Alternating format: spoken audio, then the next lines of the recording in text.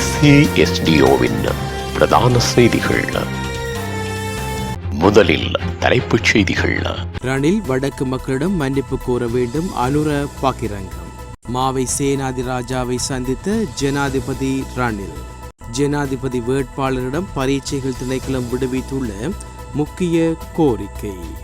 கட்டுநாயக்காவில் சிக்கிய இந்திய வர்த்தகர். மனைவியை கொன்று உயிரை மாய்த்து கொண்ட கணவன்.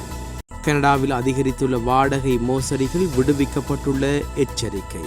தொடர்பன விரிவான செய்திகள். தாயக செய்திகள்.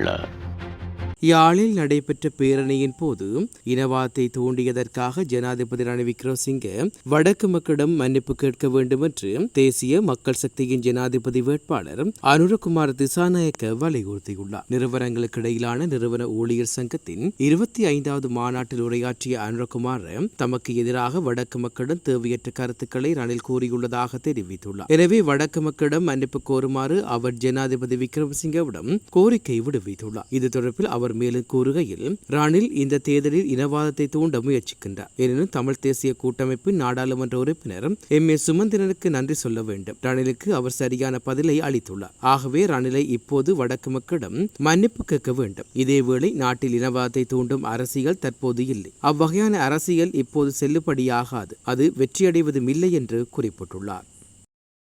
ஜனாதிபதி தேர்தலின் எதிர்கால செயற்பாடுகள் தொடர்பில் இந்த சந்திப்பின் போது விசேடமாக கலந்துரையாடப்பட்டுள்ளது. இதேவேளை எதிர்வரும் ஜனாதிபதி தேர்தலில் ஜனாதிபதி ரணில் விக்ரமசிங்கே வெற்றி பெற்று வடமாகாண அபிவிருத்தியை உறுதிப்படுத்துவார் என நம்புவதாக இலங்கை தமிழரசுக் கட்சியின் தலைவர் மாவை சேனாதிராஜா யாழ்ப்பாணத்தில் ஜனாதிபதியுடனான சந்திப்பின் பின்னர் ஊடகங்களுக்கு தெரிவித்துள்ளார். செப்டம்பர் 15ஆம் தேதி காலை 9:30 மணி முதல் மதியம் 12:15 மணி வரை கூட்டங்கள், ஆர்ப்பாட்டங்கள் மற்றும் ஒலிபெருக்கி மூலம் நடத்தப்படும் தேர்தல் பிரச்சாரங்களை மேற்கொள்ள வேண்டாம் என கோரிக்கை விடுவிக்கப்பட்டுள்ளது. அனைத்தும் ஜனாதிபதி வேட்பாளர்கள் மற்றும் ஆதரவாளர்களின் பரீட்சைகள் ஆணையாளர் நாயகம் அமித் ஜெயசுந்தர இந்த கோரிக்கையை விடுவித்துள்ளார். இது தொடர்பான சுற்றறிக்கை அனைத்து போலீஸ் நிலையங்களுக்கும் வழங்கப்பட உள்ளதாக அறிவிக்கப்பட்டுள்ளது. கட்டுநாயக்க சர்வதேச விமான நிலையத்தில் பல கோடி ரூபாய் பெறுமதியான தங்க பிஸ்கட்டுகளுடன் இந்தியர் ஒருவர் கைது செய்யப்பட்டிருப்பதாக தகவல்கள் வெளியாகியுள்ளது.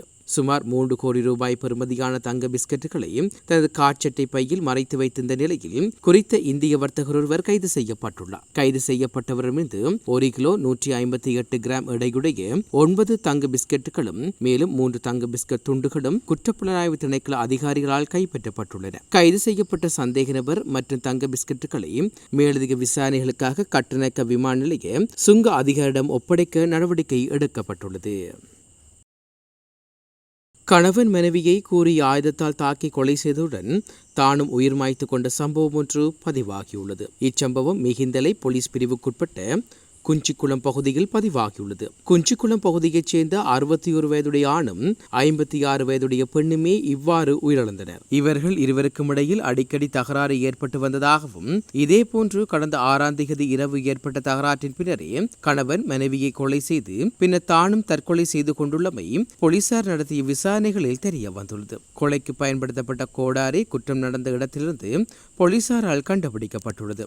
சம்பவம் தொடர்பான மேலதிக விசாரணைகளை மிகுந்த போலீசார் மேற்கொண்டு வருகின்றனர். உலகச் செய்திகள். கனடா முழுவதிலும் இணைய வழியிலான வாடகை மோசடிகள் அதிகரித்துள்ளதாக அந்நாட்டு மோசடி தவிர்ப்பு நிலையம் தெரிவித்துள்ளது. இந்நிலையில் கடந்த 2023ஆம் ஆண்டில் இவ்வாறாக 51,000 முறைப்பாடுகள் கிடைக்கப்பட்டுள்ளதாக சுட்டிக்காட்டப்பட்டுள்ளது. அத்தோடு வாடகைக்கு விடுவதாக போலியாக சிலர் விளம்பரம் செய்து மோசடியான முறையில் பணம் பெற்றுக்கொள்ளும் சம்பவங்களும் பதிவாகியுள்ளதாக தெரிவிக்கப்படுகிறது. மீண்டும் தலைப்புச் செய்திகள். ரணில் வடக்கு மக்களிடம் மன்னிப்பு கோர வேண்டும். அனுர பகிரங்கம். மாவை சேனாதிராஜாவை சந்தித்த ஜனாதிபதி ரணில். ஜனாதிபதி வேட்பாளரிடம் பரீட்சைகள் திணைக்களம் விடுவித்துள்ள முக்கிய கோரிக்கை.